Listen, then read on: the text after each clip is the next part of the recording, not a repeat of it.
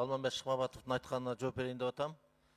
Урматтуу Алманбек иним, мен сүйлөйүнбү, сенден уруксат сурабайм биринчиден. Экинчиден, ошол мезгилде жана баррикадаларда, митингтерде сен дагы, мен дагы, Текебаев да баарыбыздын чогуу жүргөнбүз. Мен эле шайлаган эмесмин президент кылып. Сен да салымың бар. Текебаевдин да салымы бар. Ал бийлик келгенден кийин колдодук да. Өзүң да колдободуңбу? Колдодук туура. Бийликте турду да. Берген сунуштарын колдодук. Фракциянын жетекчиси катары колдодук. Бирок эми мөөнөтү бүткөндөн кийин бүгүн көрүп атабыз да эмне болгонун.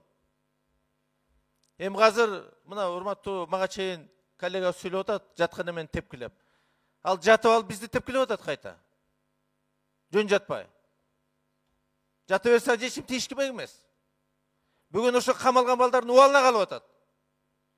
Бүгүн митинг уюштуруп, ошол жакындарынын, ошо камалган балдардын жакындарына актанып, асмандан түшкөн аппак нерсе кишидей болуп атпайбы?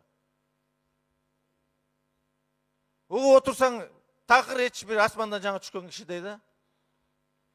Мен да кугунтук көргөм, Алманбек иним. Мен да 1 жыл жүрдүм тергөөдө. Түптүс жерден. Аларга окшоп бир эгерде чарчы метр жер алсам, анда жоопко тартсын. Бүгүн тынч жашайлы деп атам. Мамлекет үчүн деп, эл үчүн, элди бөлбөйлү, жарбайлы деп.